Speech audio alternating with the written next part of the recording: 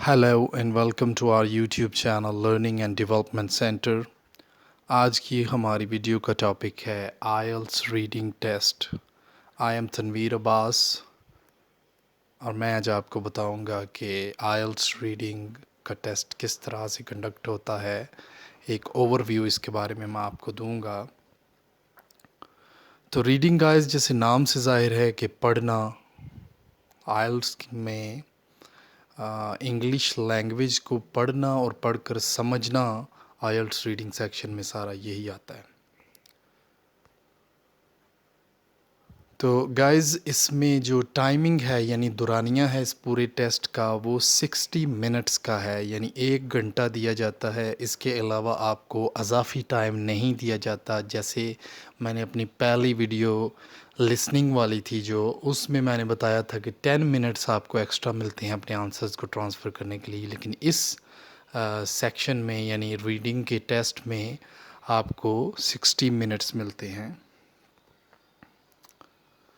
अच्छा गाइस, इसमें बात करते हैं कि कितने क्वेश्चंस होते हैं, और उसके बाद क्वेश्चंस के बाद हम बात करेंगे इसके जो सेक्शंस कितने हैं इसके अंदर, पूरे रीडिंग के टेस्ट के अंदर। तो पहले बात करते हैं जी क्वेश्चंस की। देयर आर 40 क्वेश्चंस, 40 क्वेश्चन होते हैं जी इसमें। A variety of question types are use chosen from the following.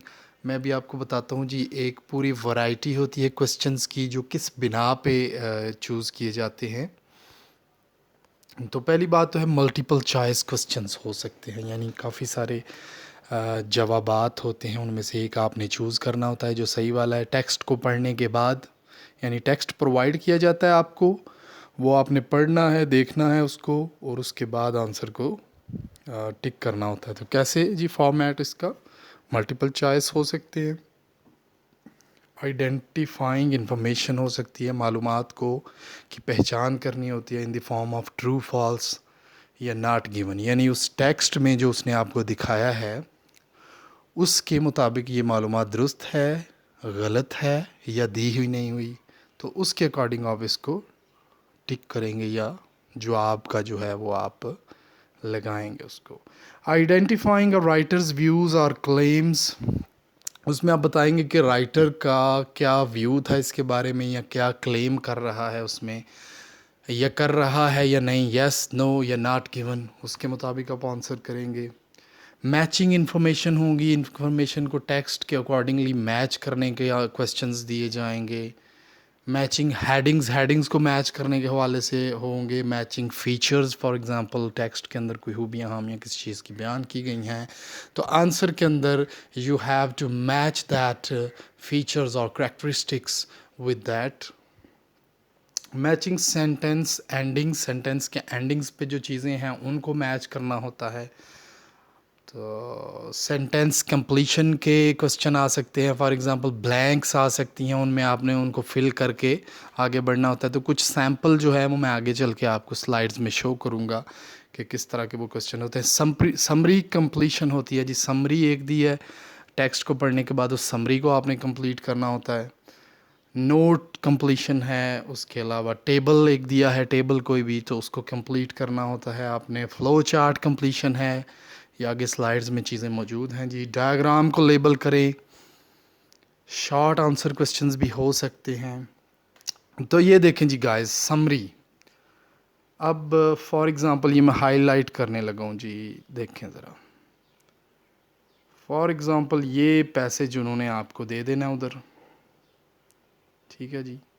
इस पैसेज को आपने रीड करना है, और ये जो है ना, ये यहाँ पे आपने फॉर एग्जांपल आंसर देने हैं। ये आंसर ये देख रहे हैं आप, 36, 37, 38, 39, 40, ये क्वेश्चन नंबर होते हैं जी।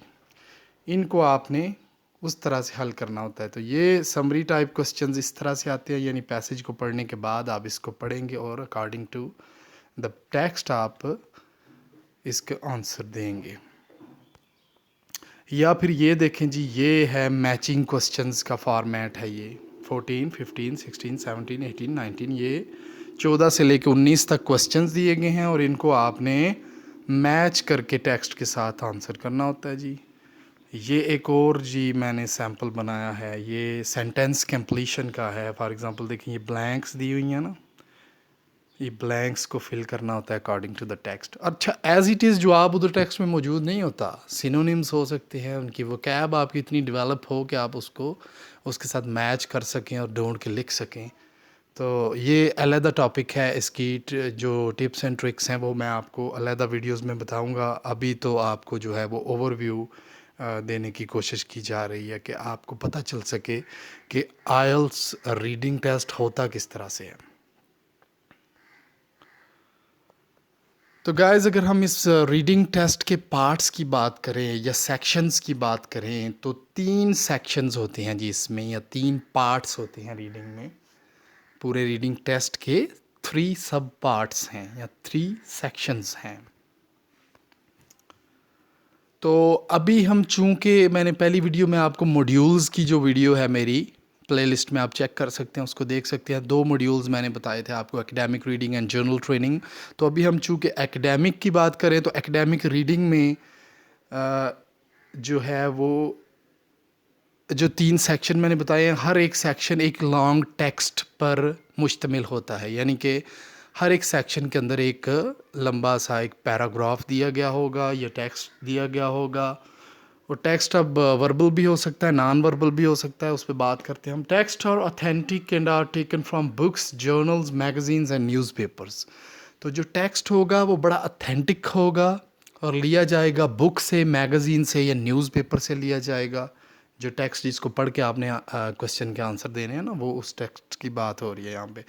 दे have been written for a non specialist audience. अच्छा जी, यहाँ पे फोकस करें आप ज़रा कि वो जो टेक्स्ट होगा वो कोई इतना टेक्निकल या उस तरह से कोई वो स्पेशल किस्म का नहीं होगा।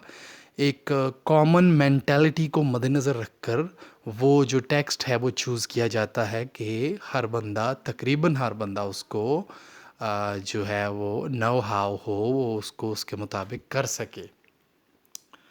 और इसकी जो अपना इसका टॉपिक है वो जनरल ही होता है, ठीक है जी, according to the mentality of a common man.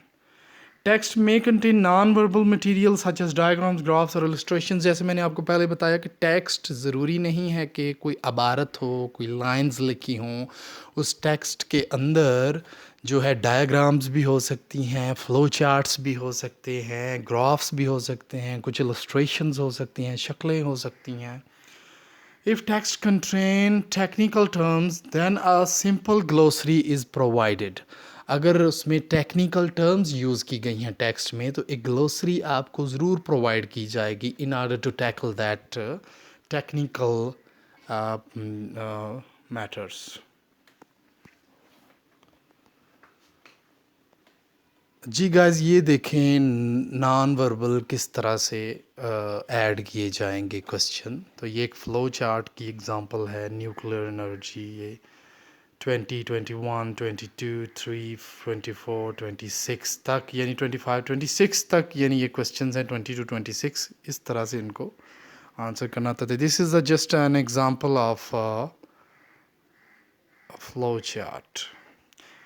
अब ये देखें जी, ये एक डायग्राम की एग्जांपल है। डायग्राम इस तरह से हो सकते हैं, आपसे इस तरह से मालूमात पूछी जा सकती हैं डायग्राम की शक्ल में, as I have said before.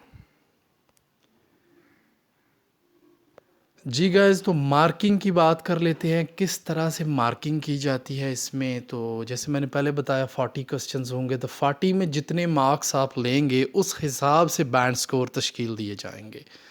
ये इस ज़मन में मैंने एक चार्ट बनाया है जी, in order to clarify you.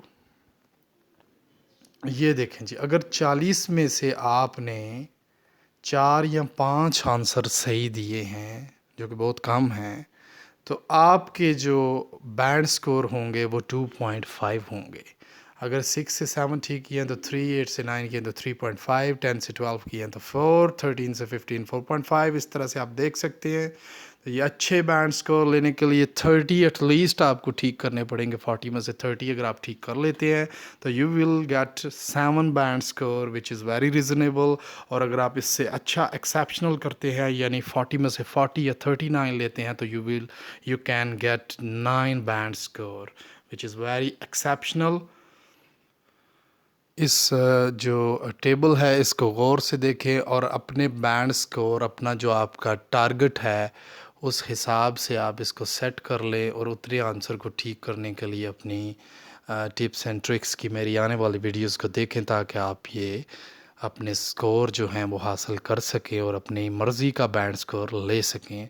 तो इसके लिए गाइस यही है कि आप ये ओवरव्यू ले लिया है आपने। अब आप जो है वो अगली वीडियोस में टास्क्स की जो है वो डिटेल्स और हर सेक्शन की डिटेल और उसके अलावा जो है वो टिप्स एंड ट्रिक्स देखेंगे in order to solve the reading section.